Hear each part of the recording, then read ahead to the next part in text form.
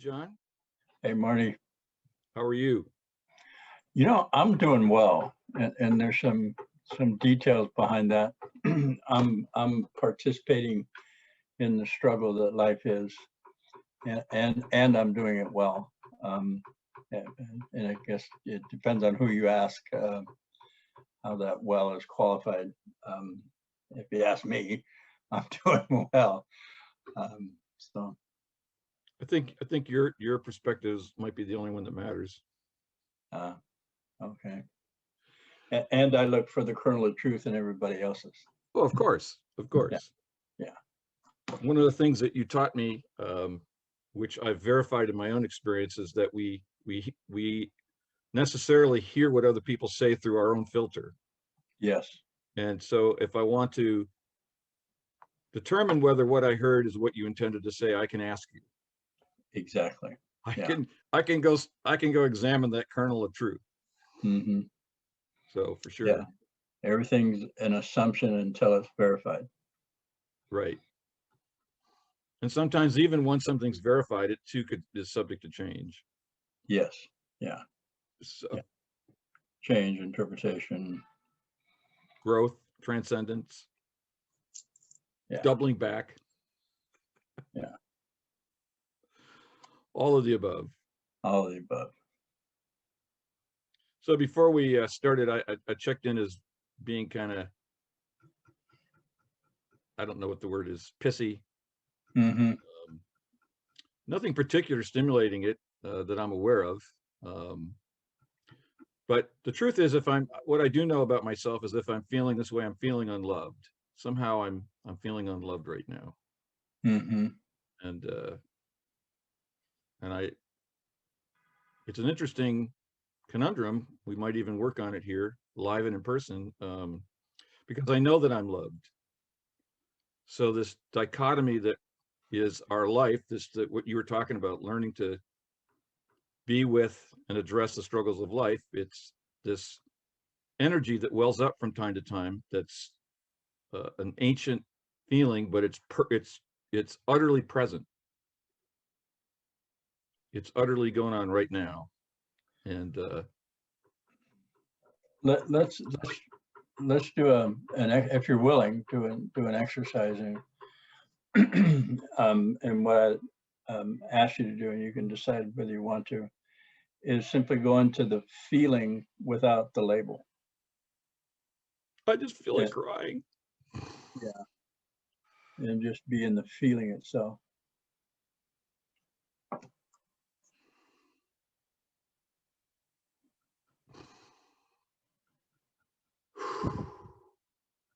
And then breathe. Yeah, breathe like that.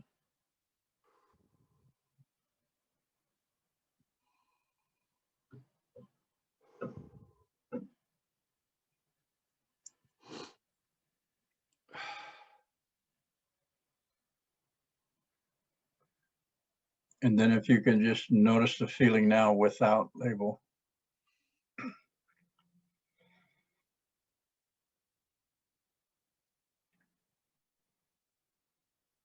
Yep. And then what I want to offer you is that's the actual feeling of being alive. And it's hidden behind the label and the childhood trauma that says, when I experienced myself being alive, somebody else sees that as I'm bad or wrong, or it's ridiculed or humiliated. So that feeling that we experienced in the trauma, the fear, is actually the feeling we're looking for when we don't label it.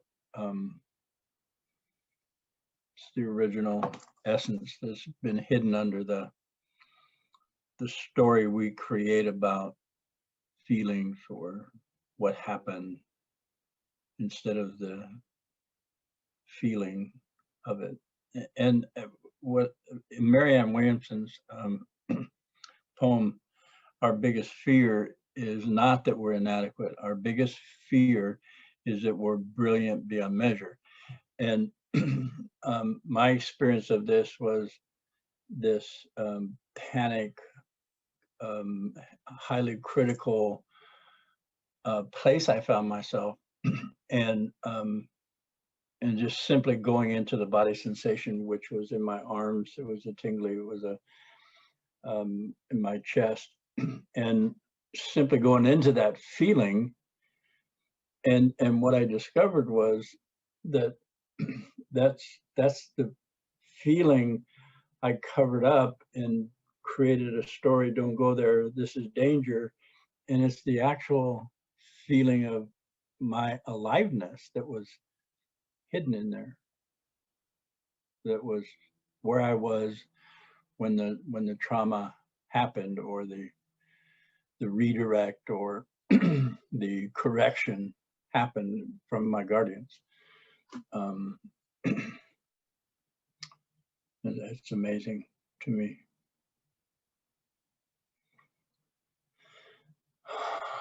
And then we get to ask what we want from that place, from that feeling of being alive. In the violence cessation manual that I have, the definitions of feelings all start with my experience of, like, happy is my experience of being alive. Sad is my experience of hurt healing. Hurt is my experience of destruction or separation. Afraid, my experience of something harmful about to happen. Fear. And those are all real life situations where I'm in the present moment, alive and aware of what's going around me. And the feeling body simply alerts me to affirm what's happening or to move away from what's happening. No blame, no judgment. So. Well, the habit of a lifetime for me is to move away or to replace. Yes. Yes. Yeah. And so as I do this work, I'm more likely to move toward. Oftentimes I need the help, like now. Sometimes I don't. Sometimes it's a new habit of mine that's developing. I don't know that I would have said this to you a year ago. Right. Much less my goal in on a these podcast. Right. My goal in these podcasting groups and sessions that I do with people is to empower them so that they can do it on their own. Right. That they take the information, the practice into their lives, and then live authentically with this information and direction and insight into what's really happening internally, and change the face of the planet, actually, in the long run. Well, as we've discussed earlier, whenever any one of us changes, we're changing the face of the planet right there. Exactly. And as we consciously hook into this other power, that this benevolence that undergirds all of it, that's the place I go when the little of me, the little Marty, feels the need to be in control, which is essentially the need to be God. And it's like, yeah, the divine of me is not what the undivine of me thinks it is. No. To echo Marianne Williamson. Mm-hmm. And it's all okay. It's all the trial and error of transcendence. Well, and as I believe Ken Wilber describes is a process of maturation, individually and on a group level Exactly. relation. Yeah, and necessary for growth. Necessary. Yeah, necessary for. Well, that's one of the things that you helped me see. Wilbur said this many years ago, but I didn't have the ears to hear it because I didn't have this practical experience that accountability brought me. Right. But I've come to understand that everything contributes. Yes. Everything belongs, even those things that I say don't. Right. Like they're not impacted by my opinion. No. No. They're still there. Before we started, I was sharing with you that I've been working with this book called Compassion and Self-Hate by Theodore Rubin. Mm-hmm. Theodore Rubin, who's passed on. This book was actually written 3 years before ACA started in the mid-70s. And Rubin was a psychiatrist who was trained by Karen Horney, who was a devotee, a student of Freud. So there's an interesting direct lineage from Freud's insights. Now, Horney was like many of Freud's students. She added her own innovation. She wasn't just another Freud. Right. So she innovated. She took what works and left the other stuff behind. So she was not one to get into kind of the sexual stuff that Freud said was foundational. She went in a different direction. Mm-hmm. But when Rubin wrote this book, Compassion and Self-Hate, he had identified after many, many years in clinical practice that all of his patients had this tendency towards self-hatred, which he identifies as anything that seeks to diminish or destroy the actual self, the healthy self. Mm-hmm. And he says that we also are born with compassion, which is, he defines as the opposite. Anything that supports, helps grow the actual self is compassion. Mm-hmm. And so as we've done, you and I, and I'll speak for myself, as I've done this accountability work, I've noticed, I've started to see those parts of myself that somewhere, somehow, mostly in my subconscious, I hated. And that all stems from what you talked about as you were helping me through the feeling that I was feeling, which stems from some kind of fundamental communication in years 0 through 2 or 3 that there's something hopelessly flawed about me. Mm-hmm. And that somehow I deserve to be unhappy. I deserve to have substitutes for love. I deserve to be imperfect. And that, until I did this work, I didn't realize or come to understand how that was just all a defense. And again, a defense against that feeling that you were pointing out, that I made a decision as a little kid, whenever it happened for the last time, I said, I'm never going to feel this again. And so, as we've discussed oftentimes on our podcast, we've developed very sophisticated mechanisms to prevent that from happening, to avoid it, Mm-hmm. to push it away at the nearest hint that it might be in our vicinity. And some of the coping mechanisms that I developed were sarcasm and misdirection, talking about anything but the actual issue, blame, judgment, all those kinds of things. I didn't know that was keeping me safe. I thought it was just making me miserable.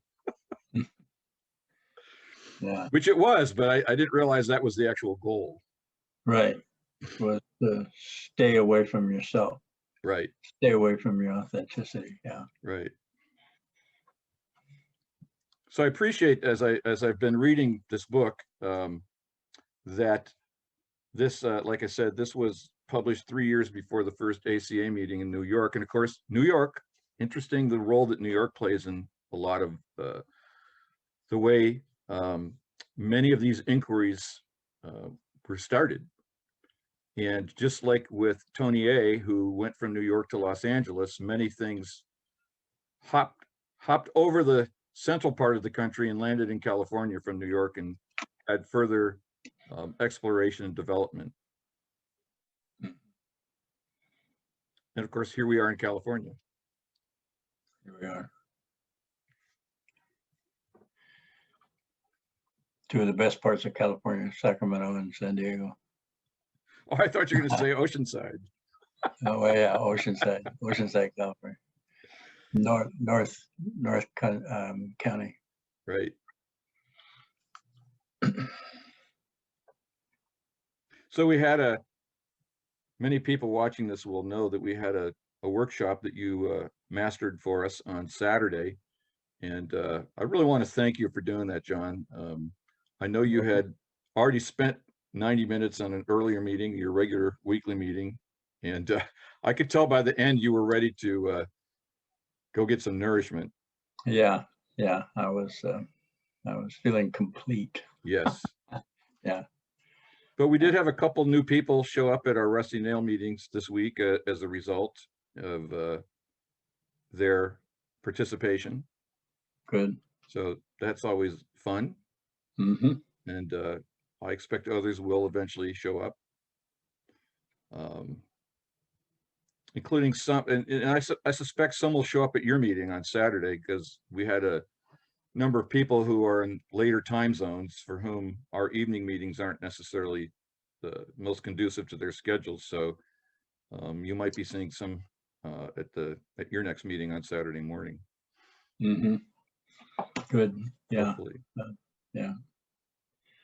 I'd like to see this grow and grow. Yeah. And grow.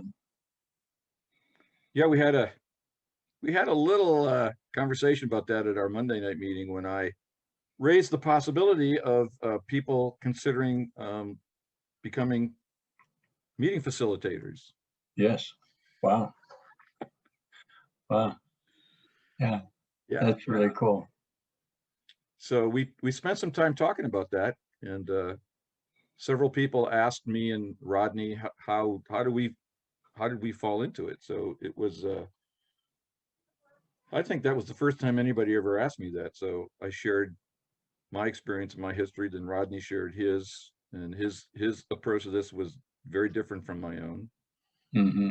And we urged people to consider the possibility, difficult though it might seem in the moment, that anyone who wanted to take this on would still do it with his or her own stamp of personality, and that whatever they find effective in the way myself or Rodney or other people that have done facilitation doesn't mean this is the way to do it.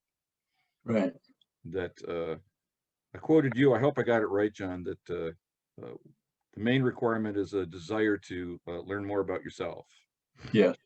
Yeah.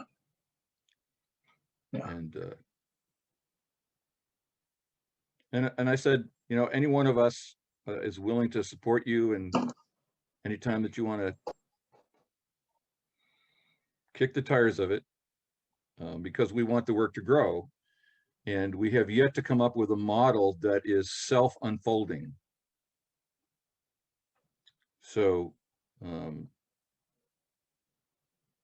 maybe we will figure that out, but so far it hasn't happened. What do you mean, a model that's self-unfolding? Like a training or a? No, I'm talking about starting a meeting without facilitation. Oh.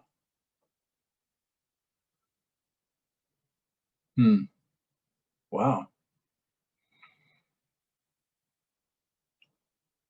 That's a interesting thought. Yeah. Yeah. And we tried it here a couple of times, and we discovered that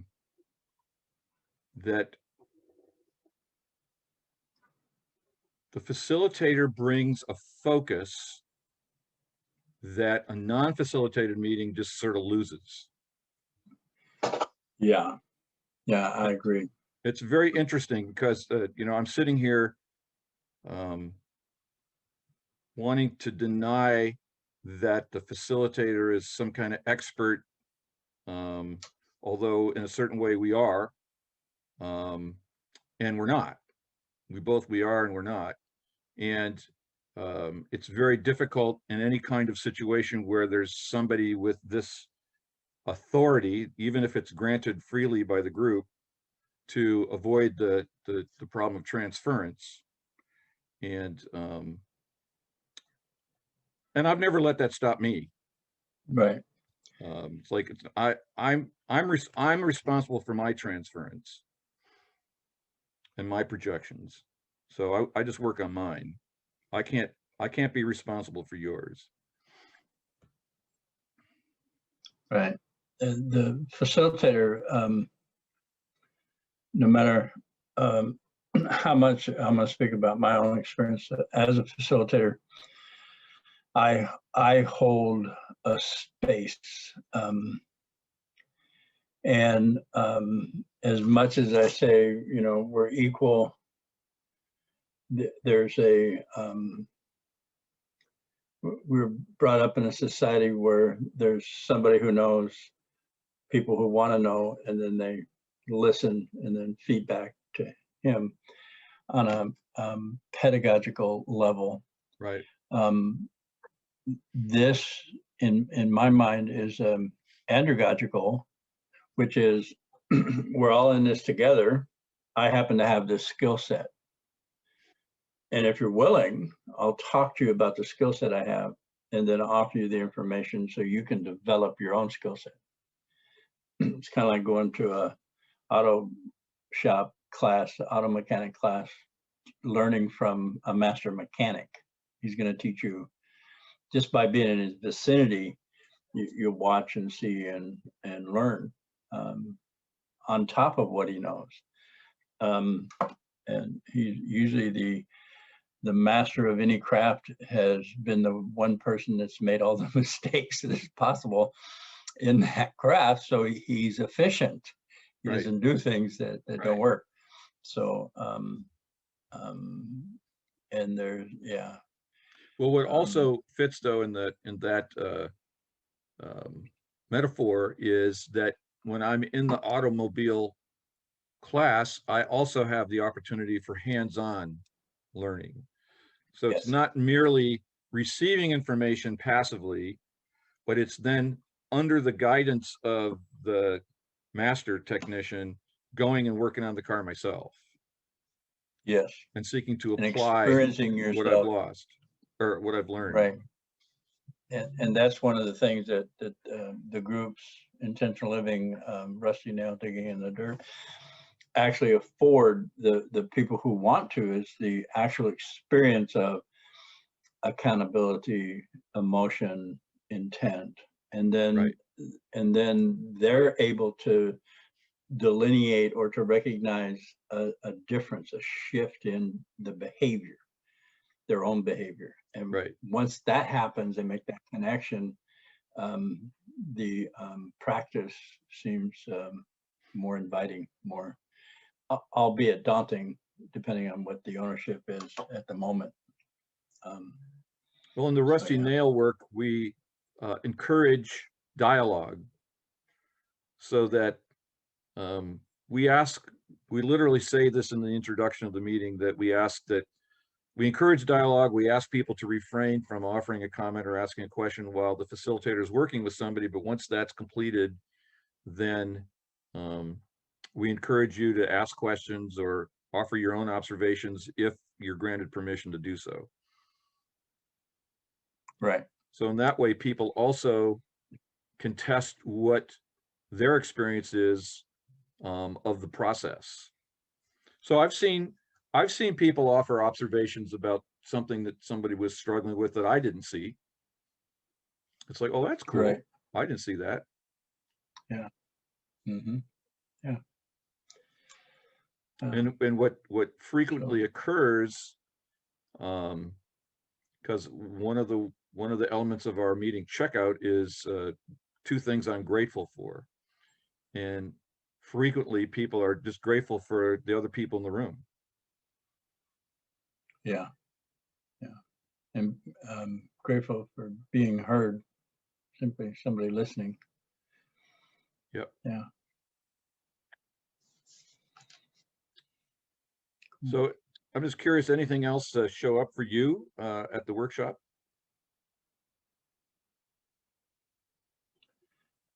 That was my takeaway. I've already said it, and I'll say it again, is that my, I don't know if it's a new focus, but it's a more clear focus, that it is my intent to give people this working experience material so that they are their own facilitator or their own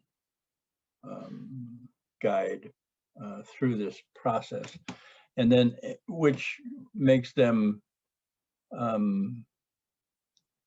able to exemplify this process, or this, well, I'm going to go to the end result, this capacity to stay in their body, or calm, or serene, or in a situation where they don't increase their energy, they stay in the event as the event's happening, instead of going, like, if the event's a 5 and they go to, I used to go to 10 with intensity and defense and attack, and to stay in the conflict and learn about themselves in the process, and grow this capacity for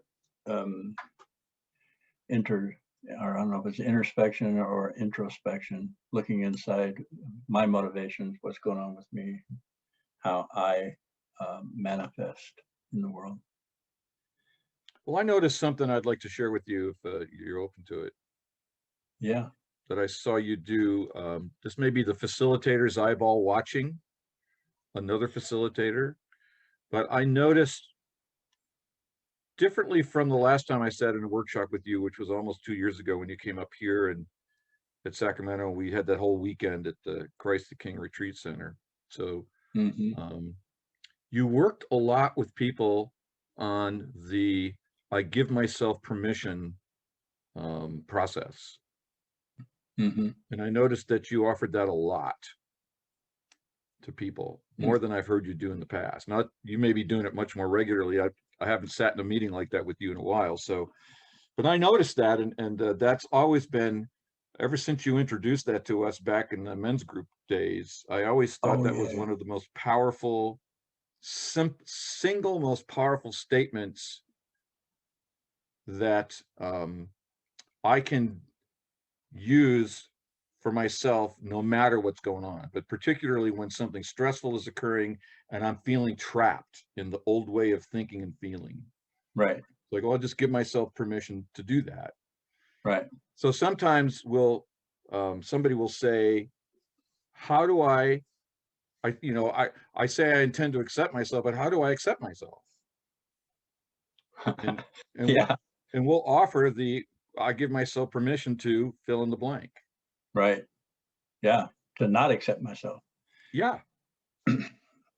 Exactly. And it's like, we worked a lot on that last night in the meeting. And it's really interesting because our minds sometimes don't want to go there. Right. We were working with bad mom. Oh. And so the facilitator said, well, are you willing to give yourself permission to be a bad mom? And that was hard. Yeah. Yeah. That was hard. Right. But the facilitator worked very gently with her as she got through what was in the way. And then once she was able to own it authentically, she started smiling. Yeah. Because that's what a good mom does when it's happening, is that I'm out of hand right here. I'm not being here, and I'm projecting my expectation, needs, and wants on you, and it's like, that's what a good mom says when it's happening. Right. Yeah, it's an amazing process. But she even had an insight into how she got that. Yes. As an inheritance. It was like just the willingness to give oneself permission unlocks so many doors if we're willing to stick with it. Because it's what we didn't get as kids. Right. It's what you said again when you were working with me at the top of the podcast. Yeah. So just having permission, and you, of course, you've shown us in the podcast how you used that process with your grandson. Yeah. When with your own kids, you might have done something completely differently with the same behavior. Yes, I absolutely did the intergenerational passing on of the family of origin dysfunction with my own children. Yeah, at that age. Yeah. Right. Yeah. So this reticular actuating system survival mechanism is subjective. And if that train is like gets too loud, let me know.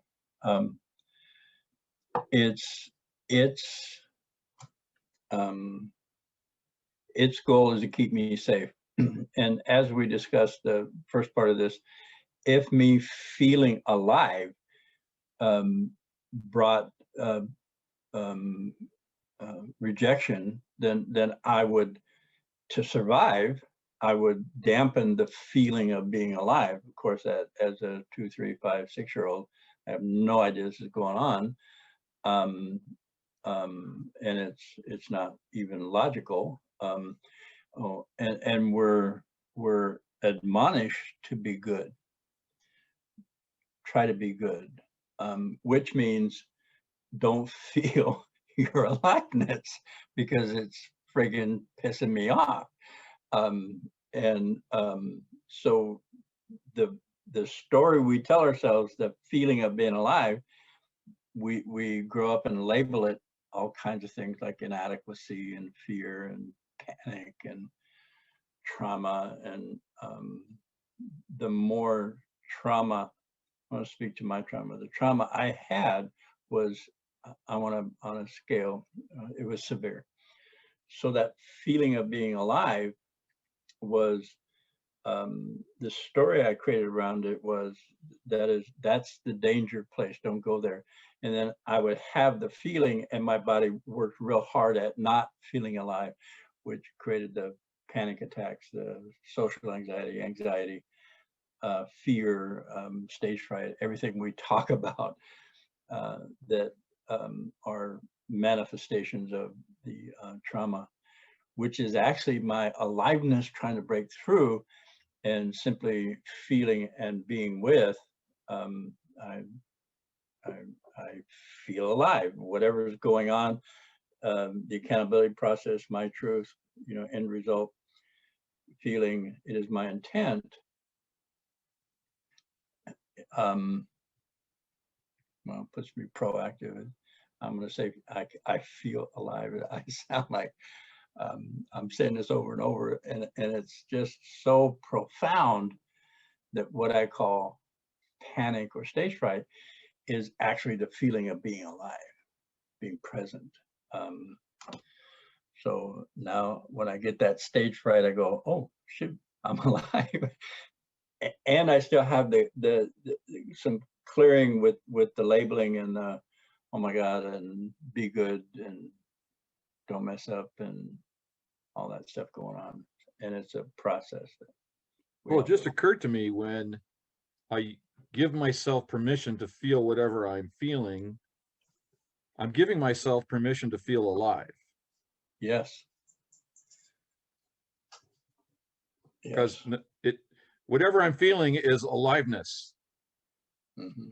Whether it's grief or anger or joy or giddiness or calmness, whatever. Mm-hmm. It's all a vibration of being alive. Mm-hmm.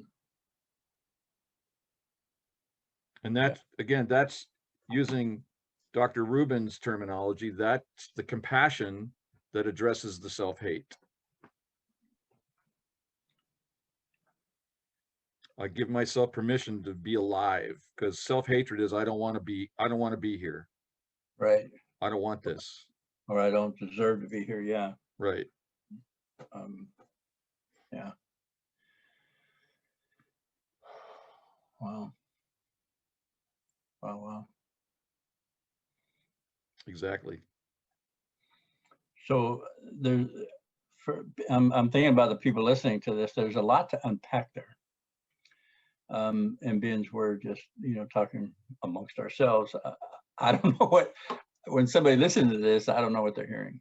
And what I want to do is, there was a book I read, it's called Knight in Rusty Armor. It was this do-good guy that was saving everybody, and he put his armor on, and he got so used to saving everybody, he thought it'd be better if I just did take it off, slept with it. Well, it rusted and he couldn't get out. So he had to go on this journey of self-discovery, and I'll go right to the end. And he had to cross this bridge that had a dragon sitting on the inside, this big immense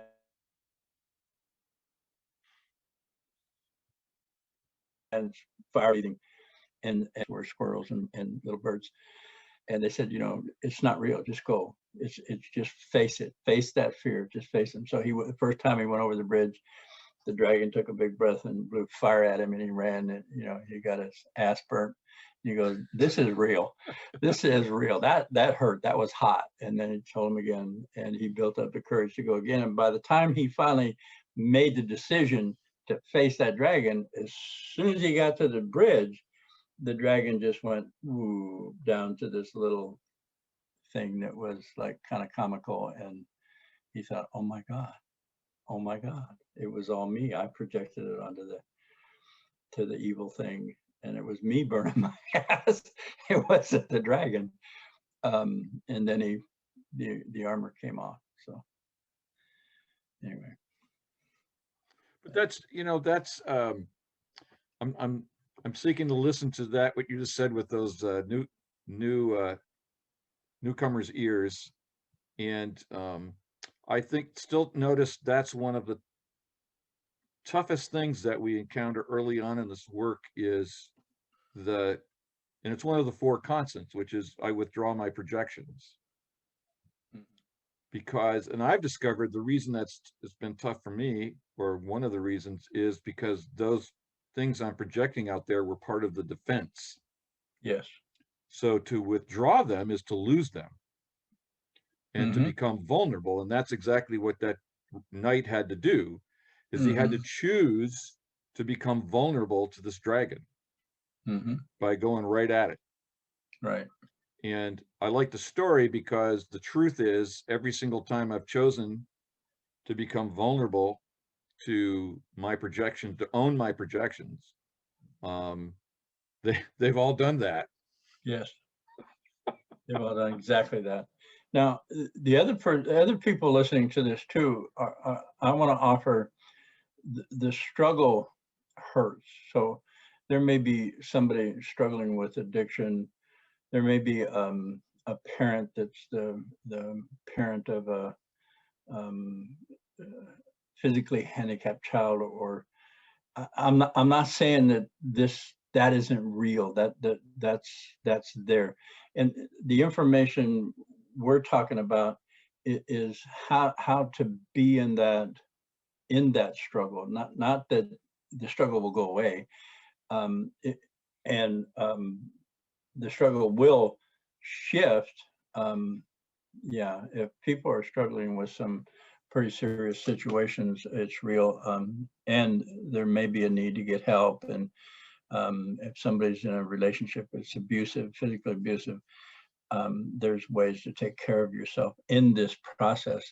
And it's not the minister of the church I used to go to is she used to comment on new age bubbleheads, people who talk about being positive, and it may sound like this with you and I, Marty, talking, no, the life situations are daunting and challenging. They are that. They're not, and it's not to like change that. Like this isn't magic, but there's a shift internally to where whatever burden you're seeing in your life, there will simply be a shift, and you can ask for help, and there's professionals around, and keep yourself safe.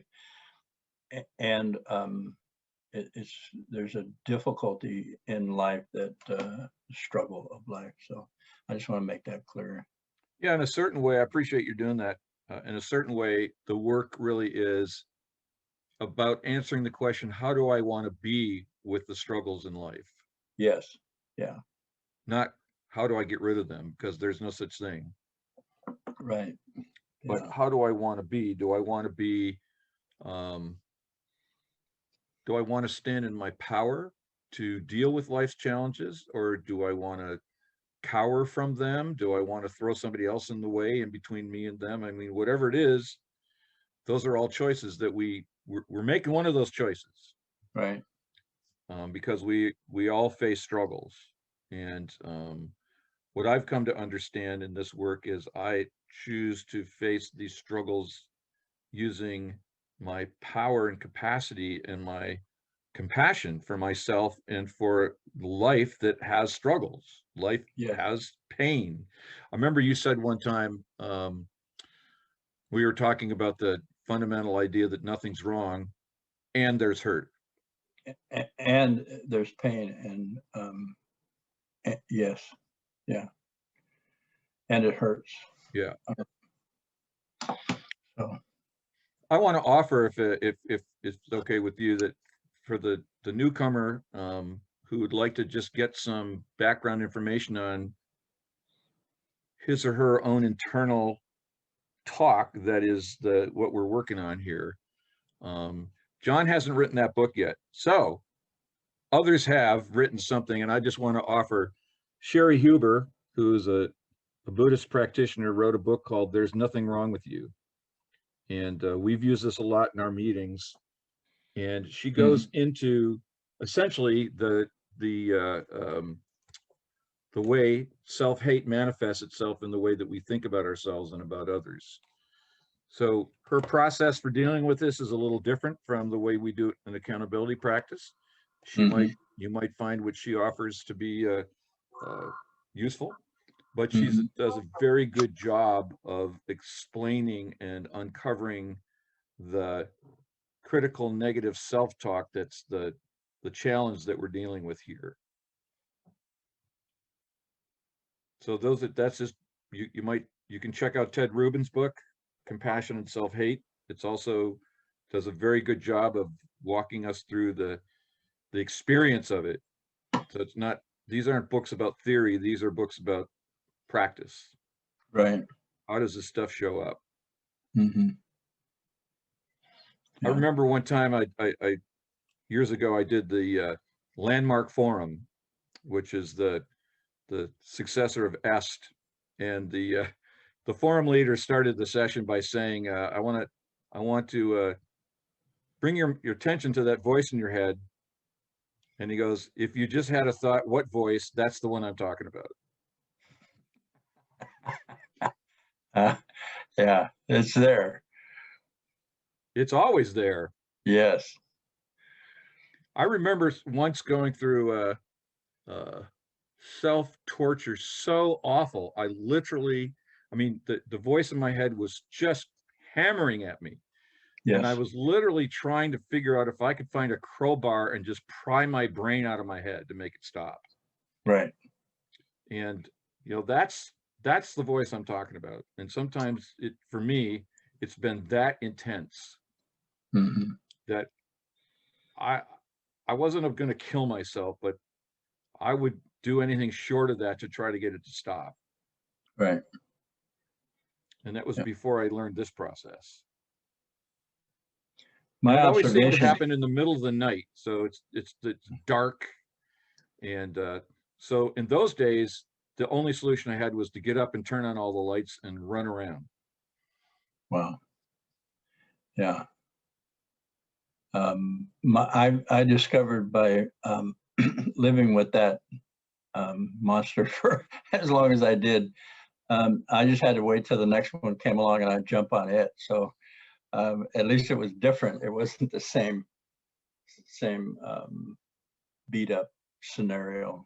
Oh, And it would just simply go to the next thing that came along that I could beat myself up about what I right. didn't do, wasn't right, stupid.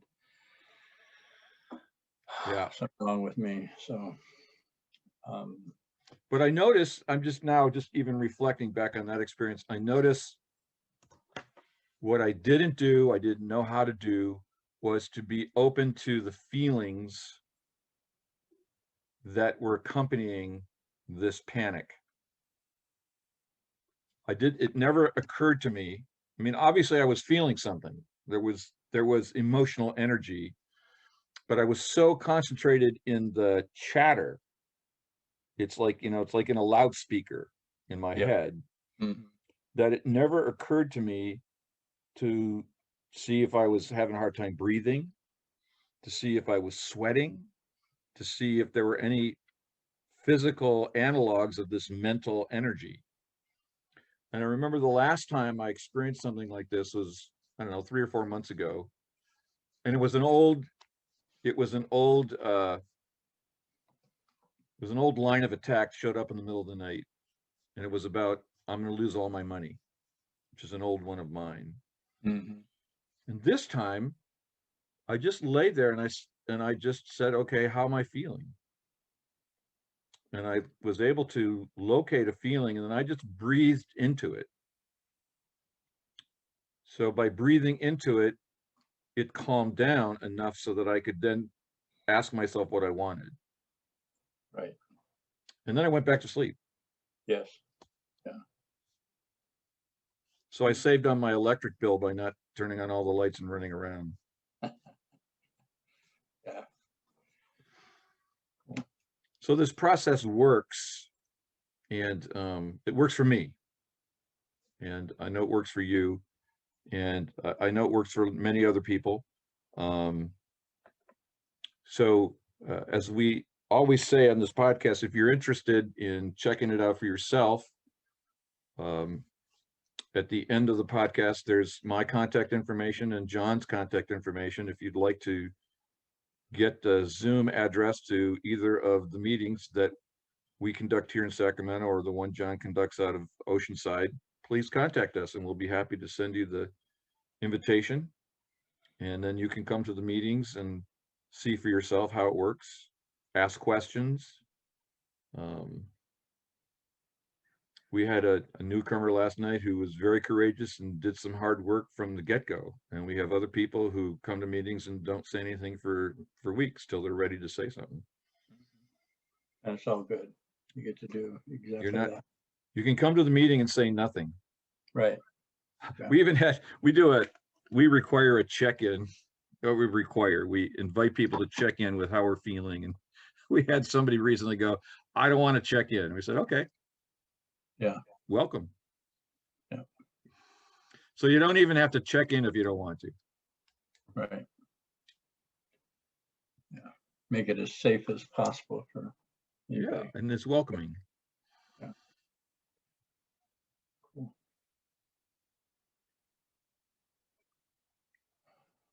Any final thoughts for today? Everybody can only start from where they're at. So wherever you're at, just, and you feel inclined to either go to a Zoom meeting or join us, there's no expectation that you do anything whatsoever. Listen, ask questions if you want. If you're content with listening, then that's perfectly okay. So that's a really important point. I'm glad that you said that. That's the beauty of the process. It intersects us wherever we're at. Wherever we're at, yeah. It's like that that old John Kabat-Zinn book, wherever you go, there you are. Mhm. So wherever I am, I can do this, because it's all about accessing how I'm feeling, and I'm always feeling something. Right. Yeah. It's not about what degrees I have. It's not about how much money I have. It's not about the depth of my work experience. It's really just about presencing myself. Yeah. And then ultimately I've fallen in love with this self. Yeah. It's like, yeah, I kind of like being me, and I have fun. Yeah. I remember looking in the mirror and the thought, I like who I've become, who I am. Yeah. That was, wow. Yeah. So that's available to all of us. Mhm. Well, I thank you for your time as always, John. I appreciate you and everything I've learned from you, and everything I'm still to learn. Yes. Yeah. Yeah. That's a two-way street. I'm still learning myself. Yeah. Well, Yeah. I actually set my intention to learn something the day I die. Ah. Wow. Wow. Hmm. Cool. Okay, Marty, All right. Well, we'll see you at the next one. you got it. Thank you, and have a great weekend. Okay, you too. Thank you.